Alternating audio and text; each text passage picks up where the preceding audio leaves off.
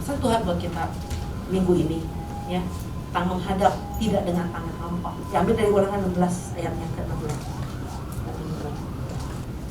3 kali setahun setiap orang laki-laki di antaramu harus untuk menghadap hadirat Tuhan Allahmu ke tempat yang akan dipilihnya, yakni pada hari raya roti tidak beragi, pada hari raya 7 minggu, dan pada hari raya pondok daun.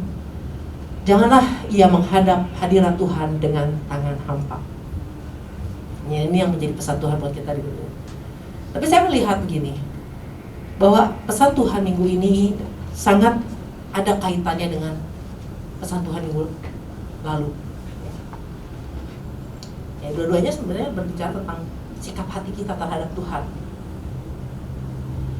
Nah, jadi kalau kita datang sama Tuhan, menghadap Tuhan dengan sikap hati yang salah, itu kayak kita datang sama Tuhan mau dengan bawa, waktu kita datang dengan bawa penyembahan kita berbahasa roh sekenceng-kencengnya, itu sama dengan kita sama dengan kita datang sama Tuhan dengan tangan hampa.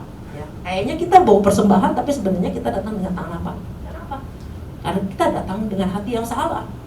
Nah, ini yang sebenarnya waktu minggu lalu ini saya sempat merenung ini tentang tertutup karena diri sendiri.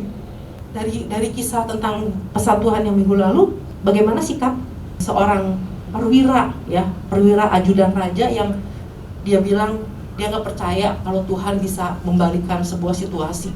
Ya, di 2 Raja-Raja 7 ayat yang kedua, dia bahkan bilang sekalipun Tuhan membuat tingkap-tingkap di langit, masakan hal itu mungkin terjadi, ya. Bahwa pada waktu itu kan Nabi Elisa bilang bahwa nanti harga-harga yang mahal Tuhan bisa rubah jadi harga-harga murah. Nah, ini kan orang-orang si perwira ini nggak percaya. Bahkan dia sampai berani ngomong bahwa sekalipun Tuhan membuat tingkap-tingkap di langit, masakan hal itu bisa terjadi. Nah, ini sikap hati bukan cuma sekedar dia nggak percaya, tapi sikap hati ini nggak ada respect sama Tuhan, nggak ada hormat. Nah, ini yang seringkali terjadi sama kita. Nah, kita cuma tahunya gini, kasihilah Tuhan Allahmu dengan segenap hatimu. Tapi sebenarnya Alkitab banyak bicara tentang menghormati Tuhan. Nah, salah satunya di Ulangan 10 ayat yang ke-20. Menghormati Tuhan. Walaupun kalau Alkitab bahasa Indonesia itu sebenarnya nggak ada yang ditulis suruh menghormati.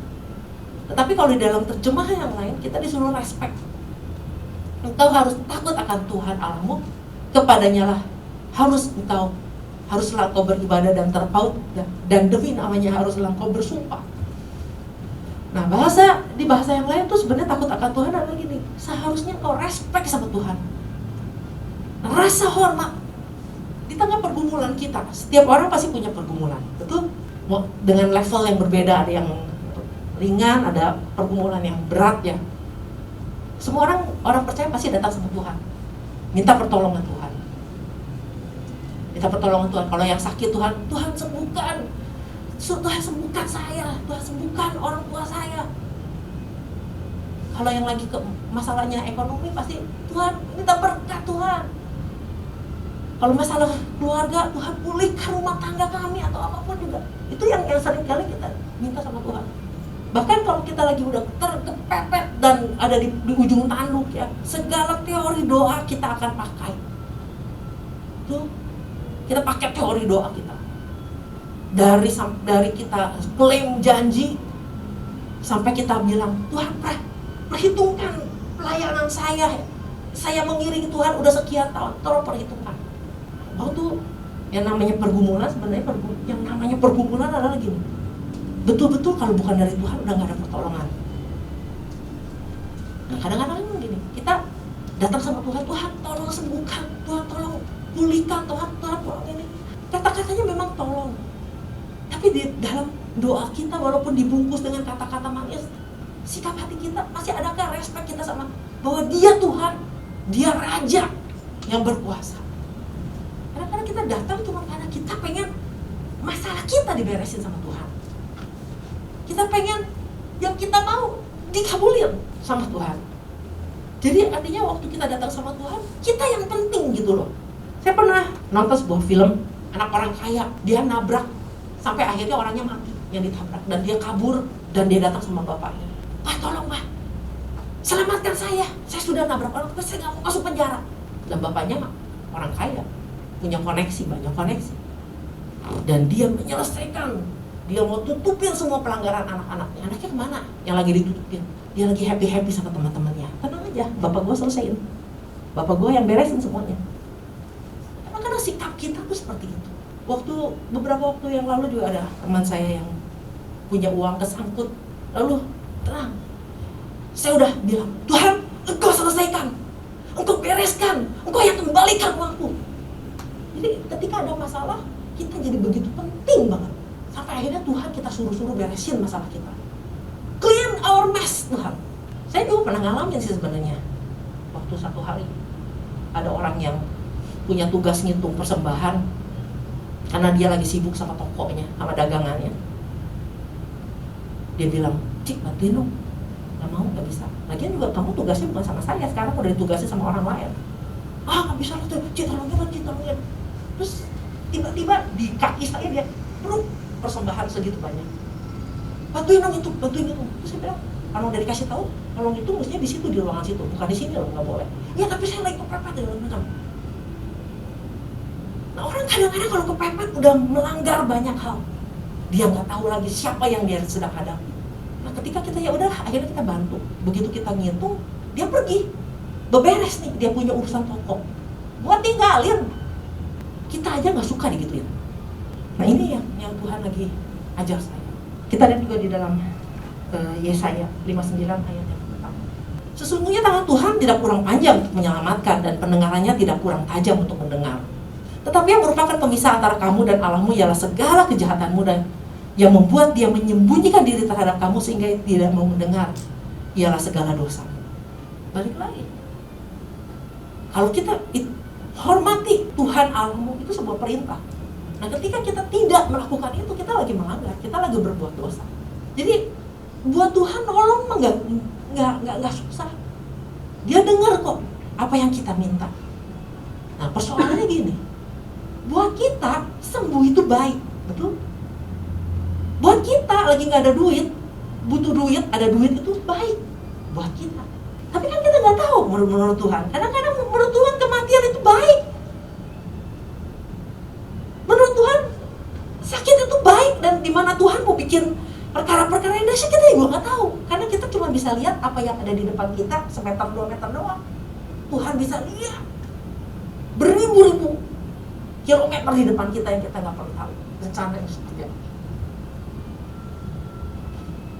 Nah karena kita nggak tahu rencana Tuhan, kita cuma tahunya rencana kita, maksain rencana kita ke Tuhan.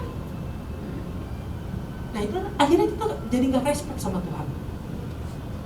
Nah kenapa tuh Daud dikatakan di dalam Alkitab sebagai a man after my own heart, kata Tuhan.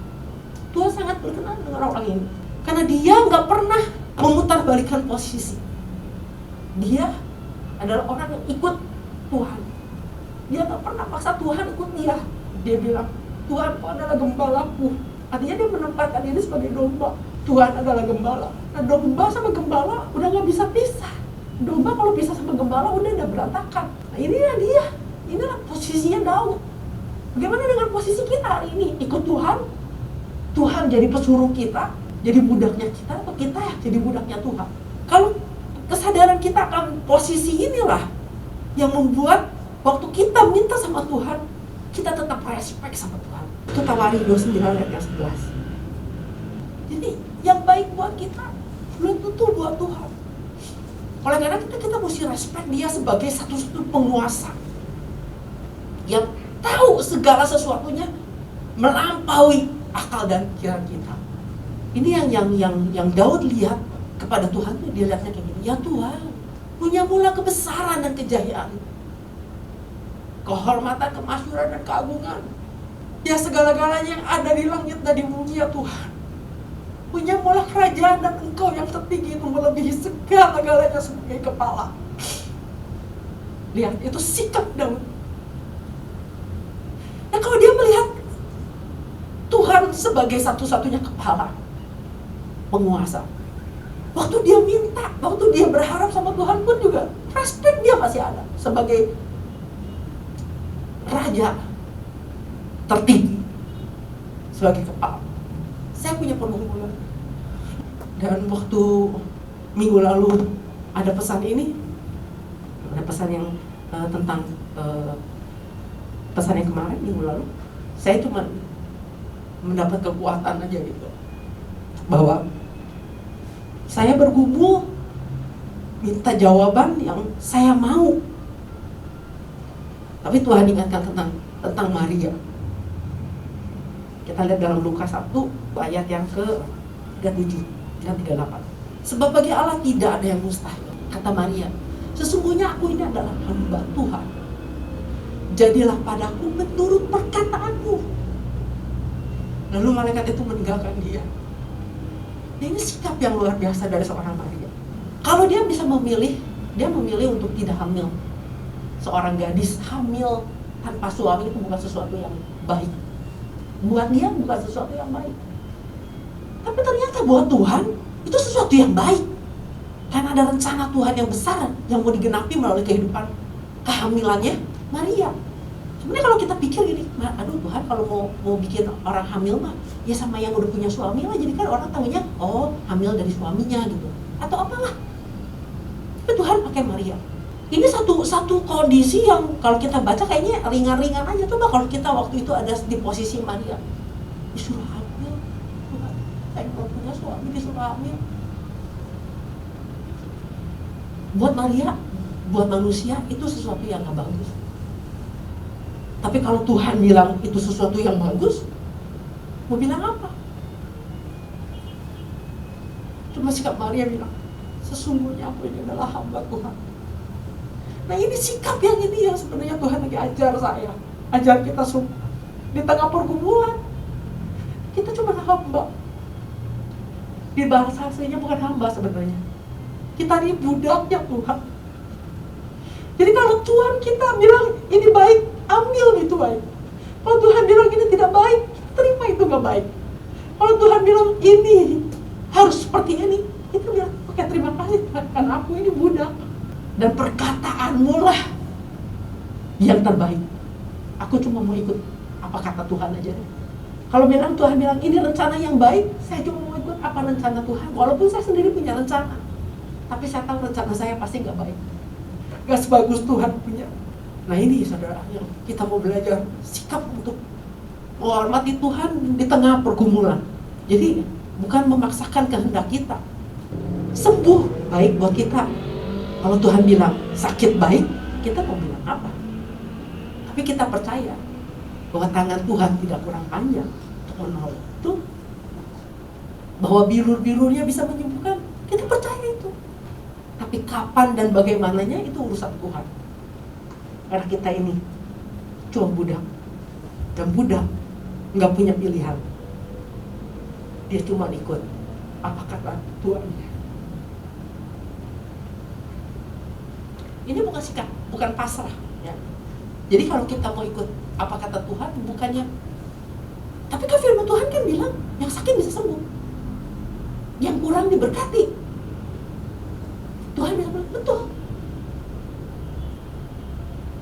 Tapi bukan kehendak kita, bukan kita memaksakan kemauan kita, tapi kita lebih percaya apa kata Tuhan.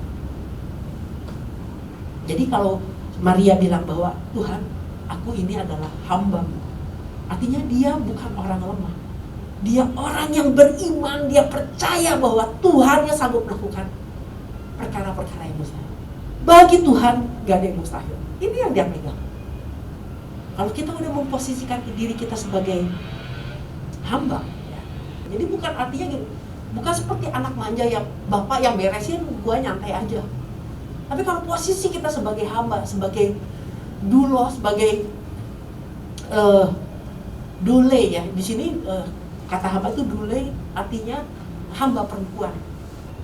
Sebagai hamba dia tetap memperhatikan perintah apa yang disuruhkan oleh tuannya ya. Mazmur 123 ayat yang kedua.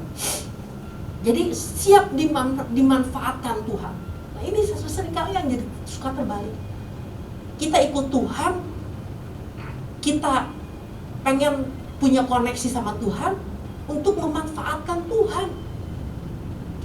Nah Kalau hamba siap dimanfaatkan kapan aja.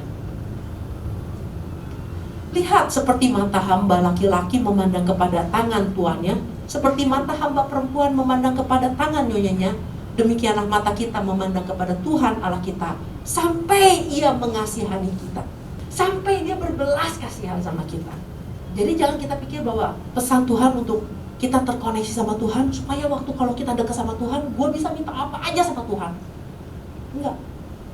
Kita terkoneksi sama Tuhan supaya kita tahu aba-abanya Tuhan.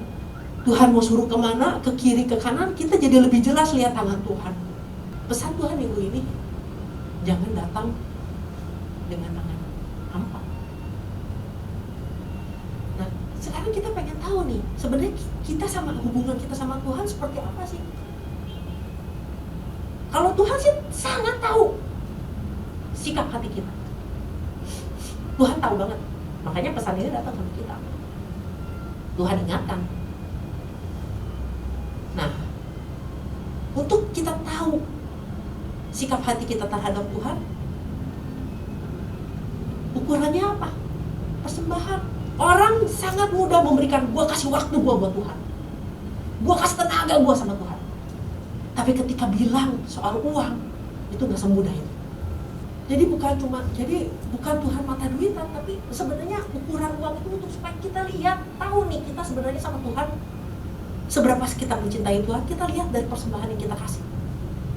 Walaupun firman Tuhan bilang persembahan itu persembahan sukarela, tapi bukan suka-sukanya gue. Kemarin kita udah diingatkan beberapa hari ini, ternyata Tuhan punya standar juga, ada ukurannya. Sama lah kayak kita kalau pergi ke kondangan, nggak ada tuh aturan tertulis kondangan adalah kasih amplop, kasih angpau jumlahnya segini, untuk prasmanan buat ciacu segini, nggak ada. Tapi kita tahu ada standarnya gitu loh, betul? Kita kasih berapa ya, kasih berapa? Karena ada standarnya. Satu orang berapa, suami istri berapa, udah ada standar. Apalagi kalau kita kondangan, orang itu adalah orang yang punya kedudukan. Mungkin dia kita kasih asal-asalan? Nggak mungkin. Kalau orang yang kita datangi itu adalah orang yang pernah ngasih pertolongan buat kita, mungkin dia kita asal-asalan? Enggak. Nah, sama orang aja kita gitu. Dengan kita yang memberi yang sesuai, yang terbaik, itu artinya gini, gue punya respect sama orang itu. Nah, jadi ukuran itu bukan ya supaya Tuhan, bukan supaya Tuhan tahu, supaya kita tahu yang gue kasih selama ini nih mencerminkan cinta gue sama Tuhan, hubungan gue sama Tuhan. Kita lihat lagi ke tadi, Tawari tadi ya, Tawari 29. Ya Tuhan, punya mulah kebesaran dan kejayaan, kehormatan, kemasyhuran, keagungan, ya segala-galanya yang ada di langit dan di bumi ya Tuhan. Punya mulah kerajaan dan Engkaulah yang tertinggi itu melebihi segala-galanya sebagai kepala. Selanjutnya, sebab kekayaan dan kemuliaan berasal daripadamu, dan Engkaulah yang berkuasa atas segala-galanya. Dalam tanganmu lah kekuatan dan kejayaan, dalam tanganmu lah kuasa membesarkan dan mengokohkan segala-galanya. 13. Sekarang ya Allah kami bersyukur kepadamu dan memuji namamu yang agung. Sebab siapakah aku ini dan siapakah bangsaku sehingga kami mampu memberikan persembahan sukarela seperti ini? Sebab daripadamu lah segala-galanya, dan dari tanganmu sendirilah persembahan yang kami berikan kepadamu. Jadi kenapa Pak Daud bisa memberikan persembahan yang luar biasa sama Tuhan? Karena rasa hormatnya sama Tuhan. Memang secara teori datang sama Tuhan bawa persembahan penyembahan, betul. Ada bahasa roh, berbahasa roh, menyembah di dalam roh dan sebagainya. Tapi buat apa itu kalau tanpa ada rasa sikap hati yang benar? Tapi Daud, waktu dia kasih persembahan bukan karena dia kaya, bukan karena dia punya segala-galanya. Dia kasih persembahan yang luar biasa sama Tuhan karena rasa hormat. Karena dia menghormati Tuhan sebagai Raja dan penguasa tertinggi. Nah, jadi sikap kita ini, sikap hati kita ini akan mencerminkan doa-doa kita, akan mencerminkan persembahan kita, akan mencerminkan pelayanan kita, akan mencerminkan banyak hal. Oleh karena itu biarlah kita belajar menghormati Tuhan lebih lagi, seperti Daud, seperti Marta. Demikian firman Tuhan.